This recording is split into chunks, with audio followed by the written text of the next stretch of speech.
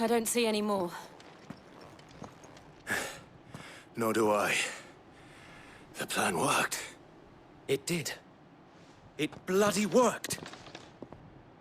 We sent every last one of the rotten bastards straight to the mud! Lord, perhaps this will be enough to stop the Cullings. For the time being, at least. Perhaps. Though I doubt my mother will take this loss well. She'll move swiftly to see her minions' ranks replenished. And then it will all begin again. I often wonder if the nation we once knew is gone for good. Her fields rot. Her people starve. We battled to preserve the flame that was, but for every foe we fell, another springs up in its place. Yet be that as it may, it is still our home, and we must fight for it, as we always have, and always will. For as long as the Firebird's flame burns in our hearts, the Duchy cannot die, and her loyal subjects may dream of a day when the Rosarian standard flies over Rosalith once more. So wait, Think we should fall back to Port Isolde before the garrison sends reinforcements? A sound strategy, my lord.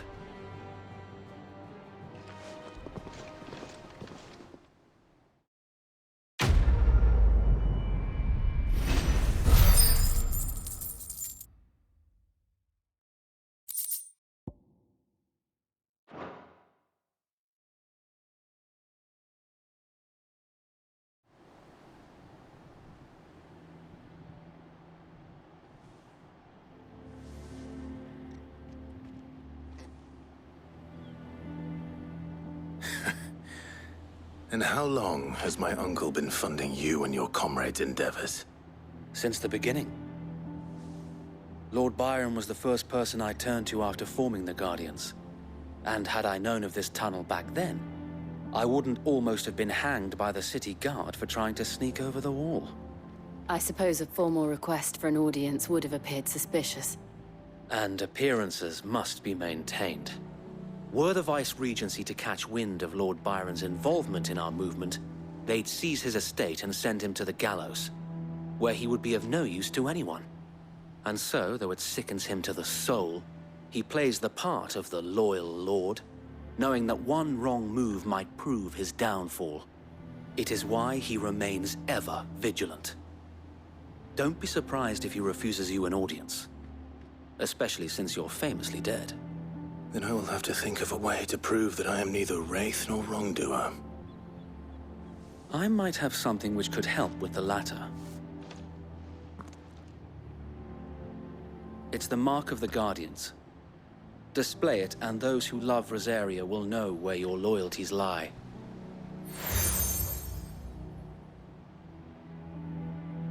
I shall wear it with pride. Be sure that you do.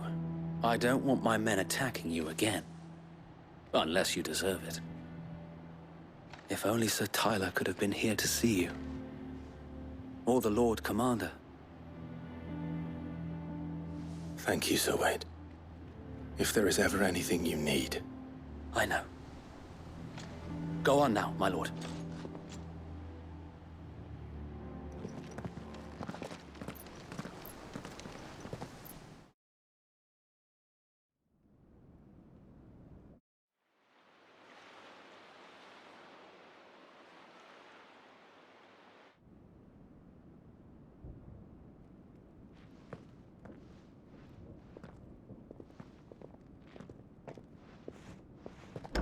How accommodating. Do you really think they believe we are who we say we are? Not a chance.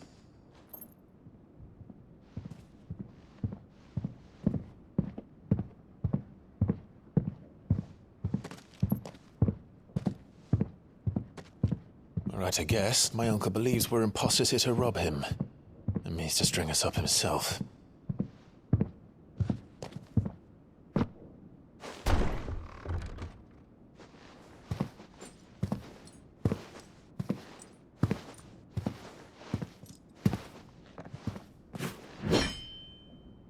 Imagine my surprise when I was told my nephew had come to visit.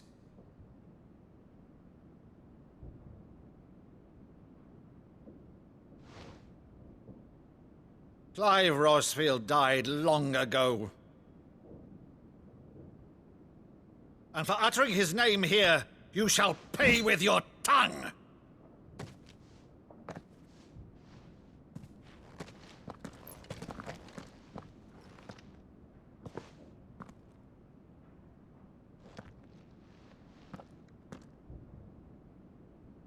You would mock me as well?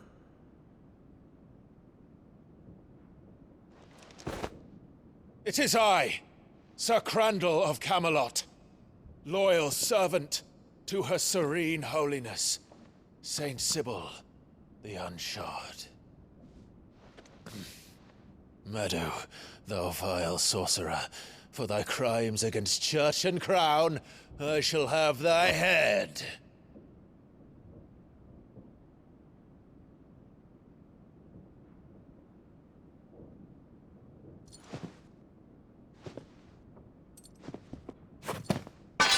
Curse thee, infectious flax wench. Even in death, must thou plague me still? Very well.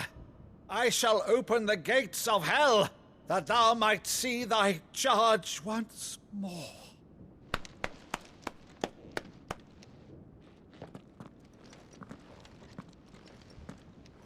Bravo, Uncle. You're still the finest Meadow in the twins. Oh, Clive, my dear boy, it's really you.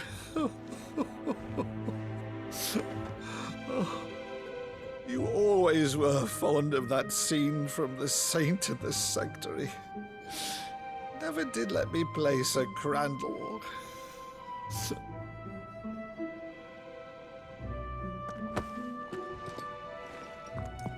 I have a favor to ask, Uncle Byron. Rutherford, inform the kitchens. There'll be guests. We dine immediately. But, Uncle... You can't very well regale me with the tale of your miraculous preservation on an empty stomach. Go on, sit.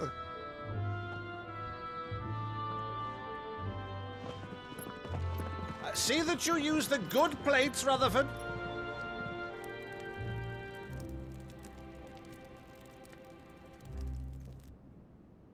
So you arrived late to one of her cullings, did you? Since becoming Vicereine, Annabella has been a constant thorn in Rosaria's side, but these atrocities are a new low. Something has changed. Quite what, I don't know, but the woman we knew is gone, and a monster sits in her place. A monster. For better or worse, I've been charged with governing this town, and thus must maintain the illusion of obedience. That's all I can do to aid Wade and his merry band of revolutionaries. So he's told us. You have risked much for Rosaria. Our nation will be forever in your debt.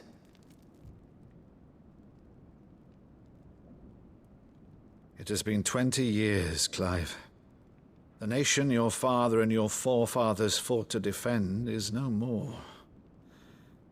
Perhaps it would be otherwise had I the courage of my brother.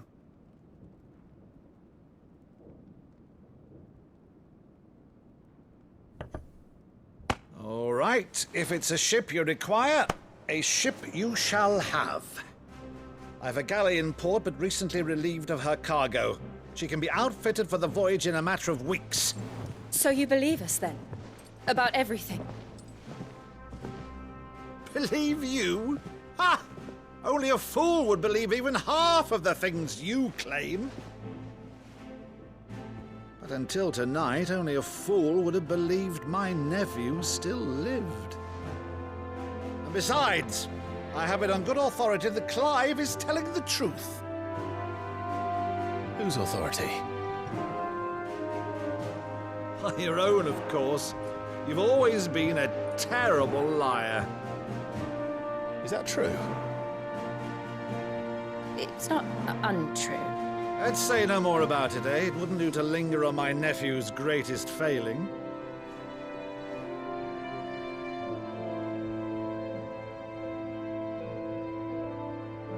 The one thing I cannot believe, though, is all this about you being Sid.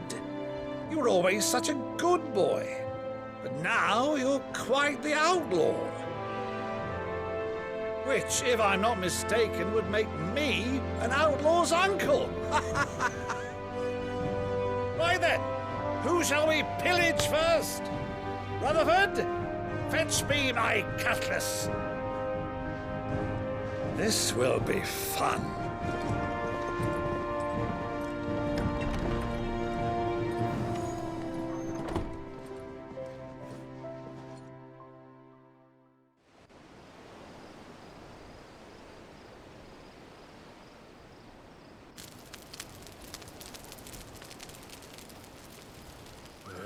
Over there. Go on. She's a fine ship, isn't she?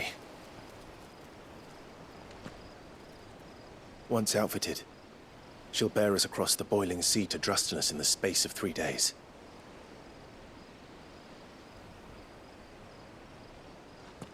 Something on your mind?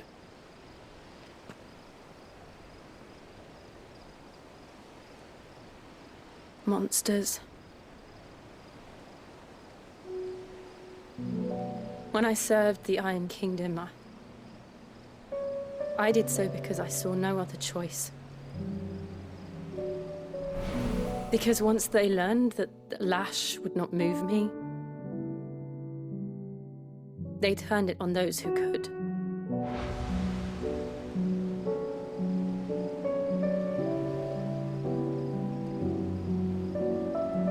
And so I became their puppet. I let them pull my strings, telling myself it was not my hand that swung the sword, but another's. I removed myself from the truth so I wouldn't feel the pain it caused.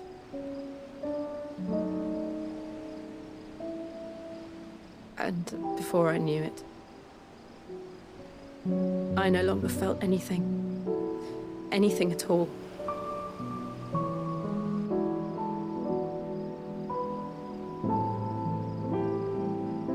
I had become a monster. Jill.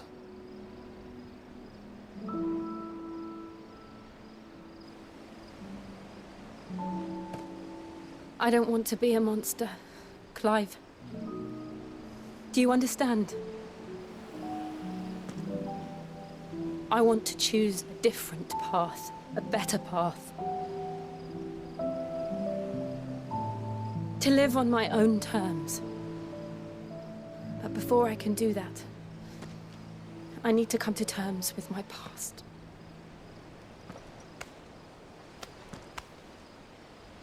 And when you do, I'll be standing there with you, just as you stood with me.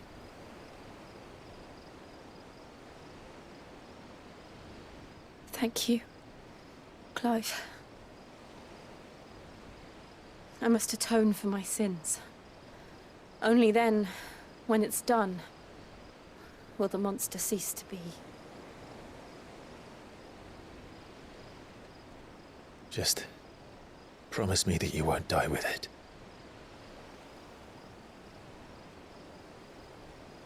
Now, let's get some sleep.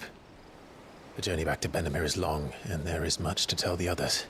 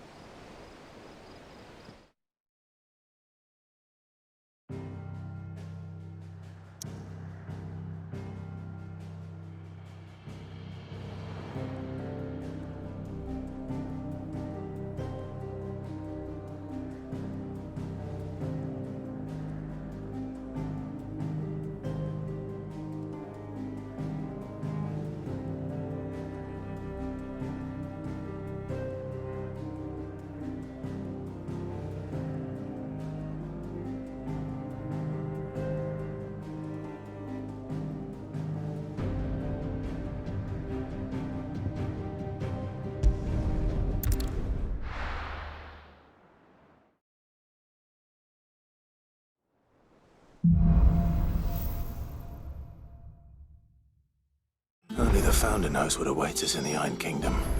But Vivian could probably make an educated guess.